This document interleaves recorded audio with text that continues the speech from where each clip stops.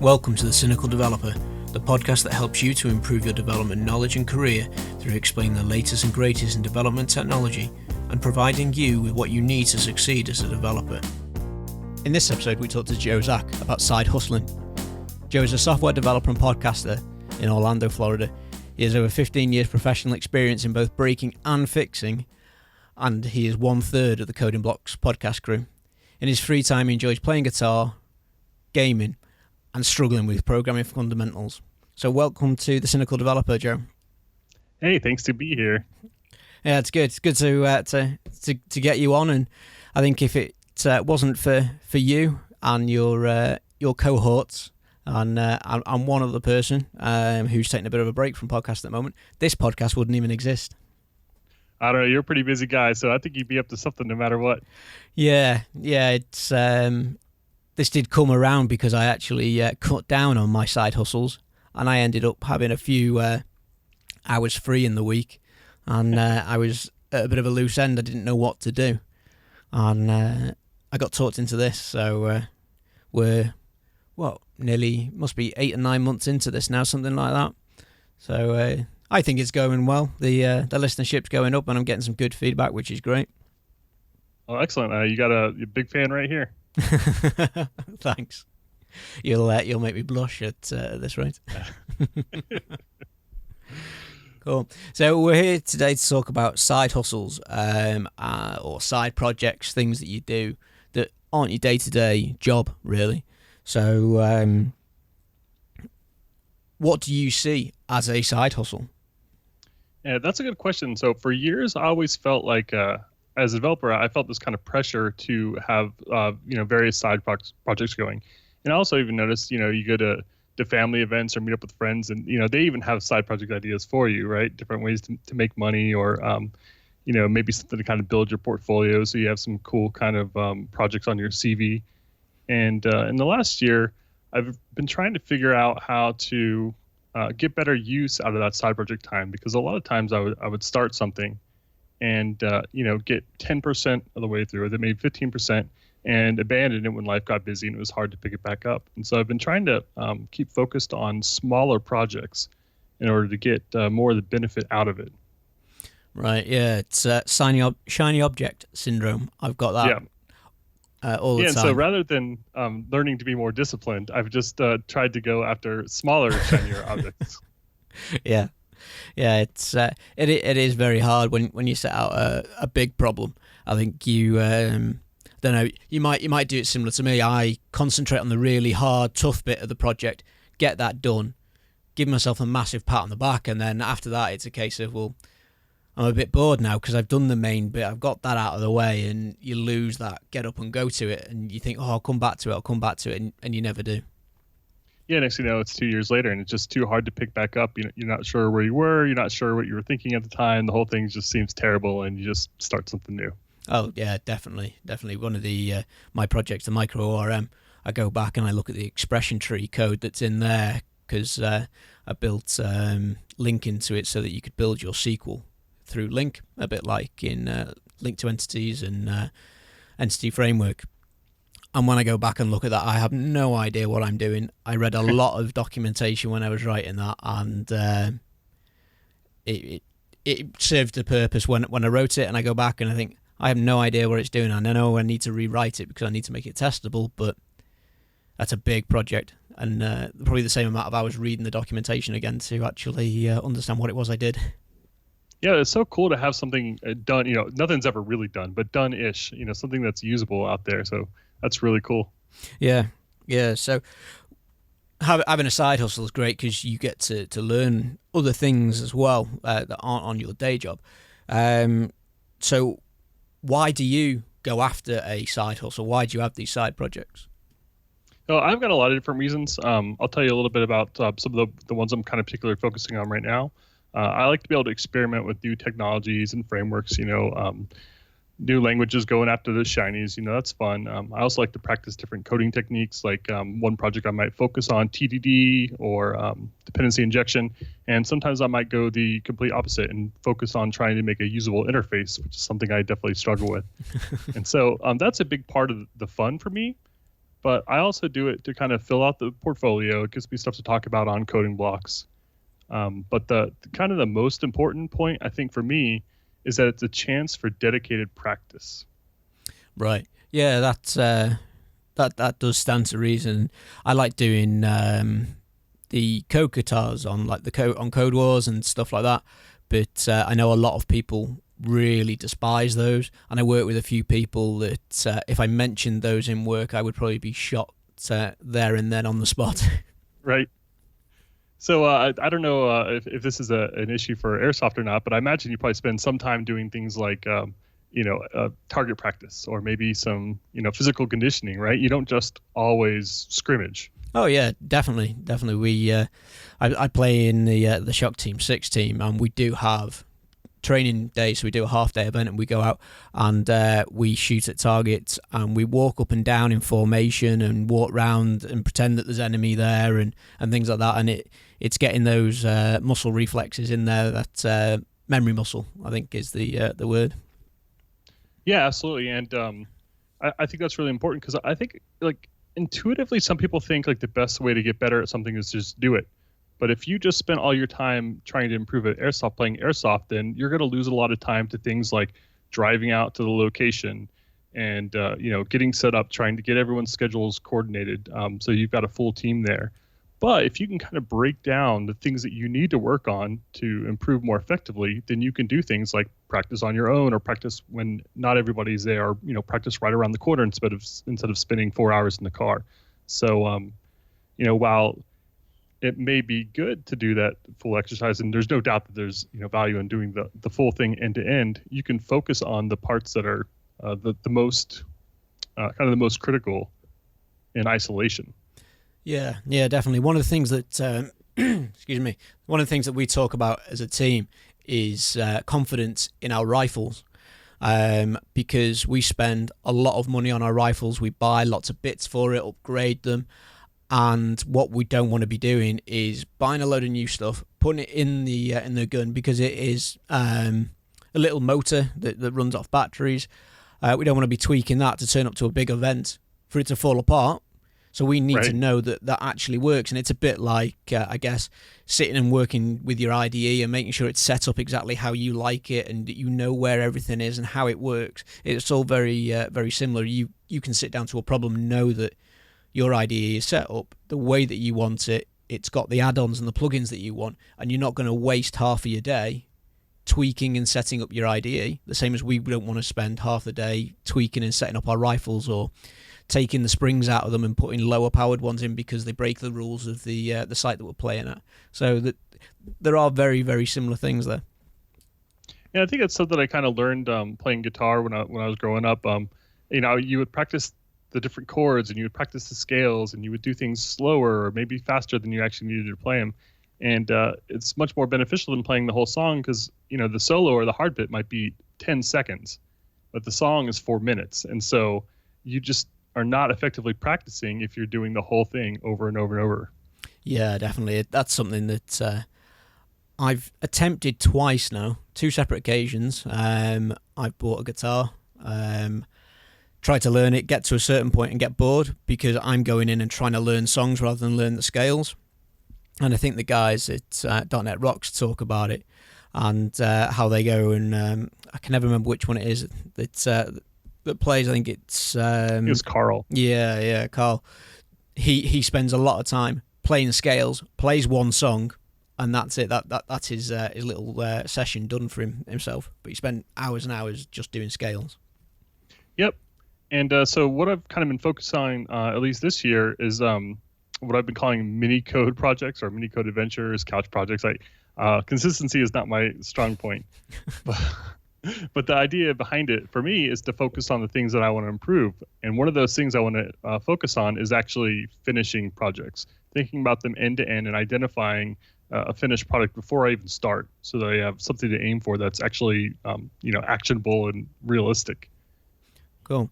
So those little mini projects, are they related in any way, or are they completely disjointed? How do they flow together? So they're completely disjointed, but one thing that I try to focus on is doing projects that are fun. So I try to do things that are graphical or that I can show off. And they're just kind of neat. And that's just to kind of keep my interest. It's I program for a living. I've been doing it for a long time. So it's just not that much fun to sit down and, pop Netflix on and work on, a small, tiny business app that'll never see the light of day. So I'd rather generate music or make a maze or do something just more fun that I can kind of, show even other non-developers and say like, hey, here's a cool thing, right? Like we're programmers, like we're supposed to be able to do cool stuff. Yeah, and I suppose in most of our day jobs, we're taking data out of a database, manipulating it in some way and pushing it back in, and that for the most part is all we do. Yep. Not to belittle anybody out there doing it, I do it as a day job, but most of us don't get to move sprites around the screen and make cool stuff like that, really. Yeah, it kind of allows you to strengthen some of the same muscles, but also just do it in a kind of different and novel way. So it keeps that interest level high. So I can get more excited about thinking like, I'm going to sit down tonight and play with, throwing 3D balls around in the air or something. It's just more exciting to me than adding another checkbox somewhere and wrestling with the tangles of code that I've got all tangled up. Yeah, definitely. So that's your coding adventures then. Yeah. And what I've done there is because there's a couple other things I wanted to focus on as well, like public speaking, written communication, video editing, and even UI and user experience stuff. I actually make videos out of them. I put the code up on YouTube, on GitHub, videos on YouTube, and I write a blog post about it. And but because of those things, I'm able to kind of take that code and go share it out and get feedback on it. Sometimes people say, idiot, why you need to do it this way, or check out that library. Sometimes the actual library authors that I've used libraries have kind of written back and said, hey, I never thought about using it that way. That's really cool. Have you thought of this or whatever? So I kind of get to form those relationships. So there have been a lot of kind of unexpected outcomes from it, which have been really neat. Yeah, that's good. So you're practicing and pushing muscles in loads of different areas just by having this one little project that you want to work on. Like you said, you're improving your public speaking, your blog writing, your programming, and improving on skills that or getting skills that you probably wouldn't have somewhere else, which may help you further down the line, because if you haven't got those skills, you don't know they're going to help you. Yep, absolutely. And actually, there have been a couple other kind of unexpected outcomes have been, I've actually got a few work presentations out of things that I experimented with on the side that have just been like, hey, this is kind of cool. Maybe I can take this back to the team. I mentioned the future collaborations. There's also been a few times when I took something and thought, hey, you know what, this could actually be something that's, kind of cool and bigger. If I put another, say, 20 hours into this, then maybe this is a little site that I can put up on the side and make some money off. And so that's been really neat. Yeah, it's good. And I quite like that idea of breaking it down into smaller tasks, because one project that I've mentioned before on the show that I keep picking up and putting down and picking up and putting down is a genetics application for artificial life. And I've got in my head this whole image of this project and how it's going to work and how it's going to lay out. And I keep sitting down to it and building it in a way that I want to sort of build a final product rather than componentizing it and building little bits at a time. So I built all the genetics engine and got that working. And then I wanted to build on top of that, but I did think, I'm going to stop and rewrite that now. Now I've learned what I've learned. I'll go and scrap it and do it as I should do. But maybe I should move on and do another part of it and another part of it, and then come back and put them together as a small side project then in themselves. Yeah, I think there's a lot of value to doing things both ways. Like, there's no doubt that working on a big project and tackling those kind of harder organizational or higher architectural problems is really important. I just feel like I get a lot of that at work. And so, I know what it's like to spend 20 hours on a 1 hour ticket, So I feel like in my spare time, I want to be able to kind of do the opposite and like grab as many 3P libraries as I can, and just kind of focus on getting something out there. But there's no doubt that there's more value in completing a big, awesome project. Yeah, definitely.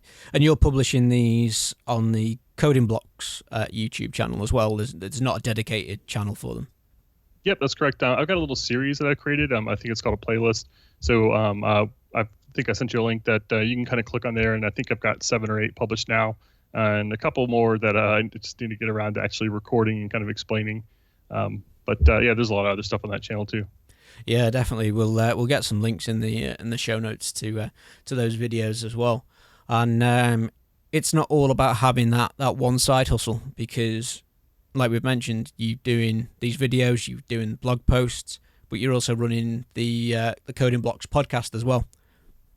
Yep. And much as you know, with the podcast, one thing I like about it is I can put in 1, 2, 3, just a handful of hours and complete a thing. I get to a milestone. I edit the podcast, or I get the blog published, and then I can go and, life gets busy. I can come back to it 2, 3 weeks later and complete a whole nother milestone. And it's just much more flexible to working with the time. So I think stuff like that is much easier, as an adult to kind of to do when life gets crazy. So I think that fits really nicely with the kind of idea I'm targeting here. Yeah, sure. So we may have 1 or 2 listeners that don't know what the Coding Blocks podcast is. Probably not many of you, because I know a lot of you out there have come over from the Coding Blocks guys. But for those that haven't and have found me through other means, could you give us a bit of an overview of Coding Blocks and what the podcast's about, what you're trying to achieve from it? Yeah, sure. We've kind of pivoted a few times and kind of structured some things, but basically the idea is that we wanted to get a couple buddies together and have the kind of conversations that we had at lunch or at the water cooler, or just kind of sitting around each other's cubicles, and kind of record that and share that with other people and bring them into the conversation, and so that we can talk about technical subjects, but not in such a formal educational way. If you want to learn about programming via podcast or via video, plural sites out there. There are courses you can take. But we wanted to kind of go from the other angle and say, if you kind of want to, hang around with your, your I don't want to say coworkers, but your collaborators, then we wanted to try and provide that. Yeah, sure. It's definitely something for me that made your show stick out, was the fact that you listen to a lot of these podcasts, and the podcasters themselves you stick up on a pedestal because the way that they discuss some of the technologies and the methodologies and topologies and all the other ologies that are out there, you think, oh God, they know everything. And you three coming together and the way that you talk about it, it makes you realize that you are just normal developers. You're all out there doing a day-to-day job, and you are having the same problems that we're having, where you're trying to float this text box in a certain place and it won't work, and then you do it and something else moves out the way, and then you've got that working, and then all of a sudden it's not saving down properly. And they're the same struggles that we all have, but the way you guys bring it across, I think is fantastic. Yeah, just like that floating you're talking about, like the first thing you do is try to do it the right way, right? Find some way in the framework or existing class in your code and try to, maybe look at Stack Overflow to see how it's supposed to work. And then when that doesn't work, you slap, exclamation point, important not there, and move on with your day, because you can't spend 3 weeks on that. And so that's what we wanted to get out of the podcast. Talk about our aspirations and then talk about what we really do. Yeah. Yeah, I think you listen to a lot of people talking about the likes of test-driven development and how everybody must be doing it and they must be doing it by the book. And I think, at least for myself, when I'd listen to a few episodes and different podcasts about it, thinking, I'm awful. I'm really a bad developer because I'm not doing it that way. And then I think you realize when you guys start talking about stuff is that real developers aren't doing that. The guys that are sitting on a lot of these podcasts and talking, they're evangelizing test-driven development or this particular way of working. That's why they do that. And really, day to day, they probably don't work on a big real-world project where having 100% code coverage isn't possible, especially in some of these small to medium-sized companies that just don't have a budget to cover that sort of man hours. Yeah, we actually had a poll about that. We try to do a poll every episode on whether people are actually unit testing or not. I think it was either close to 30 or 40% said zero test coverage at work, which I thought was interesting. And then there was a lot more even in the 5% range of coverage. So it's good to kind of see that and be able to relate. And I think we've got a Slack channel too, and we get to kind of talk with real people about real problems and kind of discuss things in a real way. And so you get to kind of commiserate with other people there. And I think there's strength that comes from that. Oh, definitely. I've worked quite a few different places, and I think I've only worked 2 places. My current job is one of them that actually have decent code coverage on their code. I worked one place that tried to have decent code coverage, but in all honesty, most of the tests weren't really valid tests. They didn't really test anything. They just gave you a nice green pie chart that said, yes, we've got this code covered. But when you went and looked at it, yes, it executed it, but it didn't really mean anything. Yeah, I've tested 100% of my getters and setters. Yeah, that's exactly what it was. Yeah.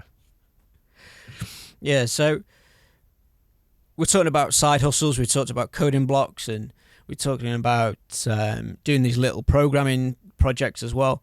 And I think there's a lot to be gained from doing these little side projects.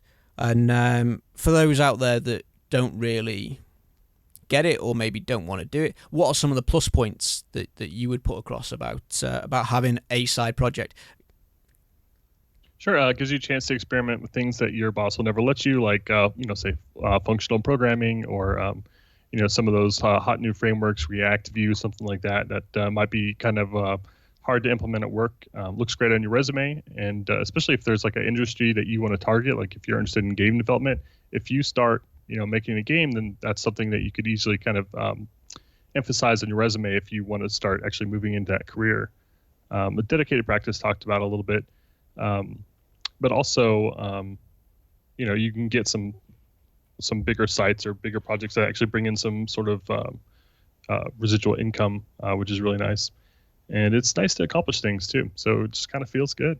Yeah, definitely. And for those that are putting in the extra effort and getting their little side projects to the point where they can make some side cash off it, that'd be great too. It can start paying for your builds on VSTS and your private GitHub repositories and all that sort of stuff, and maybe even paying for a bit of extra better kit to help you put your stuff out there.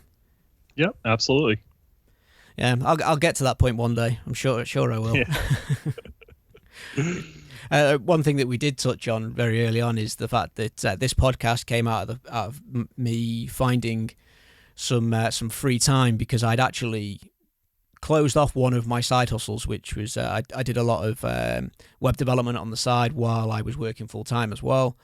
But I decided that was taking up too much of my time, and it wasn't worth me spending that time because the money that it was bringing in really wasn't that great. So I should have some free time to do something else. And I'm very, very prone to spreading myself really thin. So my side hustles are the British Cichlid Association, which is tropical fish keeping. I play airsoft. I'm in an airsoft team, so I have to play away days. The Cichlid Association, I go to events that we run. I go to other people's events to represent and help out. I've got the podcast that I'm doing. I also want to get a blog going on the podcast website, and I want to do some YouTube videos. And I've got the twin boys that are now 2 years old, and trying to do everything all the time, plus working full time. It does take it out of you, and you do have to find a happy medium. I'm not the best person to really be sitting here saying that with everything that I take on and that I do. Yeah, and one thing I like to think about is by keeping things small, I kind of buy myself some flexibility. So if I've got 3 hours on a Wednesday night, I don't want to, be shackled to trying to think about something that's going to make money, or thinking that my project isn't big enough, or even taking on freelancing. I hate freelancing because then, you're taking on the weight and responsibility of another job. You feel obligated, and if you're just tired after your day job, then it's hard to find that motivation. And, I'm looking for ways to improve my life, not make it worse. Oh, definitely. Yeah, it's words that hit home massively for me on that one is taking on too much. And I did the freelancing stuff, and it it was 2 full-time jobs. I was working every evening 4 or 5 hours and then working all weekend. And some of the extra money was great. Pay for a holiday, pay for a nice new laptop or something like that. But really, you're missing out on a lot of other things, including sleep. Yeah, and it just adds that psychic weight too. So many things in programming are done with a little star on the end, right? Yeah. So, you turn it over to the client, they want some other stuff done. 2 weeks later, their server goes down. 3 weeks later, they want a text change, and so it's just stuff that you got to kind of keep on your plate. And so I try to just avoid all that stuff and stick to things that make me happy with my free time. Yeah, definitely. So if somebody wanted to get into doing a little programming side hustle, what would you suggest that they do? Where should they start to even to contemplate this and get into this sort of thing? So I actually think a great place to start is npm.org. I'm no fan of JavaScript as a language, but as far as a way to do things, it's fantastic. You can go there, you can just browse, and I guarantee if you just start kind of flicking through packages, you're going to see something that kind of catches your fancy and sparks an idea. And so I think that's a great way to spend a Saturday night. Yeah, that's good. It's not something I've looked at personally. I've not done a great deal with NPM, and my list of things to go and look at and research is huge. But because I spread myself far too thin, I never get to the point of going and looking these up. It's not npm.org. That is something completely different. It's npmjs.com. See, I told you I didn't know anything about it, so I didn't even spot that you got that wrong. So just for fun, I searched for Fractal just now, and looks like there's a couple pages worth of libraries for drawing fractals, which is just something kind of fun, cool. You can sit down and bang out in less than an hour probably. Cool. And if you're struggling to come up with ideas about projects to work on and things, is there anything out there that helps you with that does it for you, that says maybe, well, this week we're going to do an application that makes, I don't know, a frog jump across the screen or something, so that's your task for that week? I don't do anything so formal, and I've tried some courses and stuff like that on like Coursera or some others, but it just I get derailed so easily and for so long, and all it takes is to have a bad sprint at work, and it's all your spare time, and it's so hard to pick back up, especially if it's the course is not at your own pace. And so once you get off, now you're trying to catch up, and it kind of takes the fun out of it. So I don't do anything like that. If you Google for like fun coding side projects, you'll find a list. But I actually draw more inspiration just from listening to podcasts like Cynical Devs and interviews, or also there's a couple channels I subscribe to on YouTube, like Fun Function and The Coding Train, that are just always doing really cool, neat stuff that make me think, hey, I could do that, or I bet I could do something similar. Right. Yeah, so it's a bit of creativity on your part, but also creatively acquiring the ideas from somebody else. Yeah, and it might feel a little sleazy to kind of take someone's idea and try to implement it, but I guarantee you, like, unless you're like copying their code line for line, it's going to come out dramatically different. The Coding Train guy actually has a video where he tries to make a little image of rain falling just on the screen, just simple rain, just with drawing lines, and that's something I spent a little bit of time with one night just trying to do. And without looking at his code, what I did was dramatically different from what he ended up doing. And I definitely did some weird stuff, and it was fun. I didn't accomplish anything, but at the end of that hour, 2 hours, I was kind of it felt good. Yeah, relax. Yeah. There's definitely always some way. What's the phrase? More than one way to skin a cat. So, and with these side projects, you're not being beholden to the rules and regiments of where you work on how you've got to write your code, so you can do it any goddamn way that you want, and achieve something, and you might learn something new just from the way that you wrote it. Yeah, and I abandoned that project and I deleted it, and I'm totally fine with that. And no skin off my back. I had a fun time. Yeah, seeing how other people solve problems is quite good. I think that was one of the things that I liked about Code Wars, was that they give you these programming challenges to go and actually do, and once you've done it, you get to see how other people solve those problems, and you can score them, and it'll tell you what the community thought was the best one, or the most clever way, or most imaginative way of solving the issue. Yeah, absolutely. And with Code Wars, like the problems they give you, you already kind of know that you're kind of anchored in your mind that it shouldn't take that many lines of code, right? So you'll see a problem that'll sound complicated and weird, but you know there's a solution that you can do in under like 20 lines of code. So I think by kind of having that in your mind, it makes you think more about algorithms and data structures. And sometimes you can take that back to work and think like, oh, that problem I've been working on where I've been if then elsing and kind of going nuts trying to organize is actually just a simple tree problem if I think about it more abstractly. And so it kind of really emphasizes those fundamentals, which can make your day-to-day life easier. Sure. It's I'm one for trying to do things in the cleanest code, but the fewest lines. I don't like massive lines of code, but if I can get it down to 3 lines, then definitely. Even if I have to spend a little bit longer on it, as long as it's clear, concise, then that's what I like. And I've done a few of the code wars where I've written stuff and think, oh, that's not really how I want to do it, but I can't really think of how I could do it.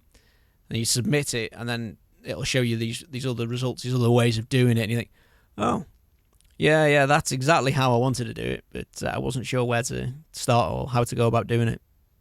Yeah, I think actually Code Wars is probably a big part of the inspiration behind me trying to do smaller projects is that you can pick the level that you want to attack on Code Wars. And so I could say, give me the hardest problems you got. And I tried a few that were in that upper register and found like, I just don't want to sit here for 5 hours or however long and try to puzzle this out. I'd rather do something that's invigorating. So it's not the easiest, it challenges me a little bit, but something that I can do and put down in, say 20 to 30 minutes. And so that kind of got me thinking like, well, what if I started approaching the other stuff I'm trying to do here rather than me sitting down and trying to architect and whiteboard and design this, big system that's going to put me in an early retirement. Like, why don't I just, say screw it and make something little and fun? Yeah, definitely. I think I looked at a few other websites because there's quite a few out there that do a similar thing to Code Wars, and there was one where you were programming against a game, but the problems that you were solving didn't really have much to do with the game, and it was very obtuse and obscure how they explained what you had to do, and I found that very frustrating. And I think if you're trying to sit down and learn something, it's got to be fun. You can't be sitting there getting frustrated and stressed out and angry with yourself because you're not getting it and you're not solving it. So that one went out the window, but I can't think what it was called, to be honest. I don't know, it was like Top Coder. There's a couple others, but those aren't games though. Yeah. And there was another one that was tanks as well, that you could you wrote code and it built tanks and things, but I didn't do too much with that one. Yeah, I've never gotten into the game ones for some reason. I think when I want to focus on the data structures or algorithms, I just do the Code Wars thing, and if I want to make a game, then I just pick up Unity or something. Yeah, it's something that I would like to have a play with is Unity. I have no idea where to start really with an actual game. I know there's a loop, and that's about it. That's my knowledge of gaming programming. So I think Unity has gaming loops and things in there for you, but I don't have the time to sit down and trawl through the documentation and watch all the videos about it. Yeah, I actually really like Unity, and I'm not a game developer by any stretch. I like to mess around, but the thing I like about it is because I'm not a game developer, I can sit around and watch and code along with a Unity tutorial, and I get to see the patterns that are common in video games. And there's so much that's kind of built for you, and it just lets you get familiar with like the ways of solving problems that are common when you've got things to deal with, like event loops and asynchronous actions and UI and background threads and stuff. And so it kind of emphasizes a good way of doing things, not necessarily the best, but I'm not going to sit down and hand roll a game and see, I just don't have the time for that. And I suspect most people don't. But by messing around with Unity, I can start at a high level. And if I want to continue on and spend 6 months, 9 months, 6 years on a game, then I can do that and I can rewrite those pieces one by one. But it's nice to just kind of have those good habits and patterns enforced on you. Oh yeah, definitely. I know a guy who's been writing his own game for, it must be going on 10, 11 years he's been writing it. Oh wow. It started out as a text adventure. It's all written in Java. And I think last time I checked in with him, it's a full 3D flight space simulator game. I did a few 3D models for him many moons ago for the early versions of the 3D one. Back when I knew how to make 3D models and stuff. I haven't done that for years, so my skills just aren't there anymore. But yeah, it's a big investment, I think, doing stuff like that. And I always say to people that come to me when they want to get into development and they want to be a games developer, I always say, really, it's quite stressful. It's not well paid compared to going and writing what we do with just line of business apps. You know, writing a line of business app's a lot simpler within reason. Like the first couple hours of writing a game is really fun. You know, you get things moving really quick. You got sprites moving on the screen. You know, within the first couple hours, you think like, oh my gosh, I'm gonna do this. This is real. But then there comes a point when you spend 8 hours trying to kind of work on some little fiddly UI bit where your character walks backwards or something sometimes, and you realize that there's a lot of time that needs to go into those details. Yeah. I think we bang our heads against the desk more often than not with multi-threading applications, but you take that into gaming, it's multi-threading, it's moving around in 3D space with so many different things affecting what's going on. That's got to be I almost swore there, but it's got to be challenging is probably the best way to put it. Right. Yeah, it definitely is. But I do like it. And what's funny about game programming is that there's been a kind of a different set of design patterns that I've been focused on. Like the flyweight pattern is something I don't normally do in like a normal line of business app, but it's something that keeps coming up in design in game patterns. Like it's just something that's really useful. And so it's kind of cool to like be related to things that you're good at and know, but also kind of extend those boundaries a little bit. Yeah. Yeah, you're just tweaking and improving those little bits of skills all the time by doing all these little side projects. And eventually those little changes and those little improvements are going to be a big improvement. So you can push yourself or push your career, I guess, in a slightly different direction than if you just went in on a 9 to 5, Monday to Friday, and did your day job. Yeah, and plus, programming's fun. I don't know about you, but when I first started programming, it just felt like I could do anything. You know, I of course was much more naive. I didn't realize that maintenance was such a big thing that needed to be tackled in technical debt. I didn't get that, but it was so much fun to just feel like I could do anything, and I just needed to spend a little more time, or grab the graphics, or grab the sound, or grab data off the internet. And so with these projects, I really wanted to kind of focus on bringing back some of that spirit of, you can do whatever you want.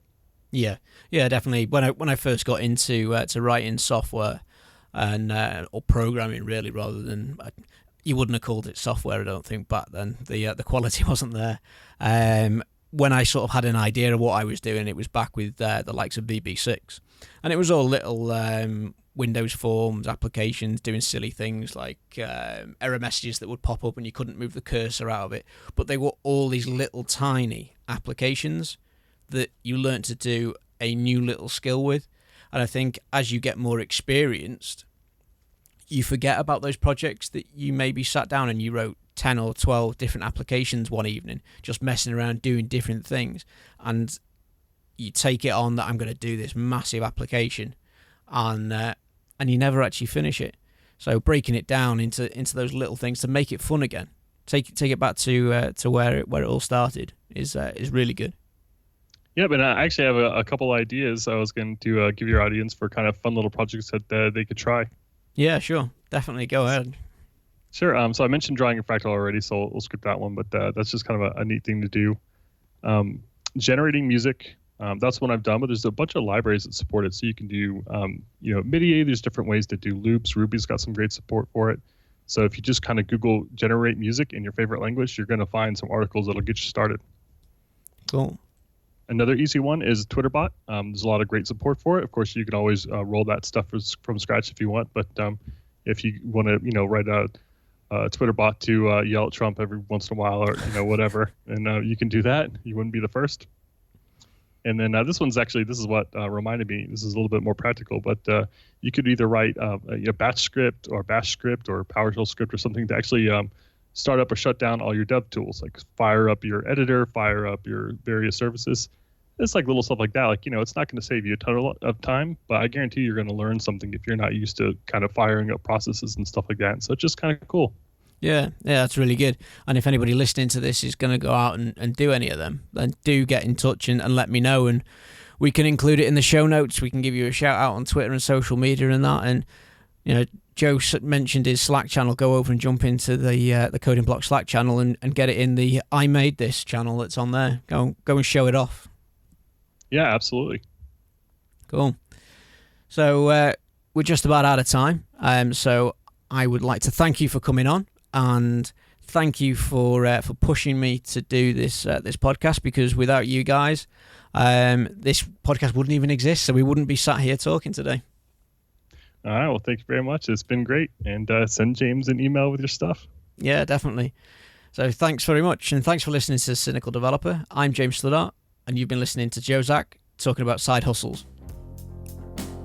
If you enjoyed this episode, please leave a review on your favourite podcast platform and help the Cynical Developer to grow by increasing its audience. If you have any questions about this or any other episode, then drop us an email, a tweet, or leave a comment on the website, where you can find all the resource links and show notes for each episode.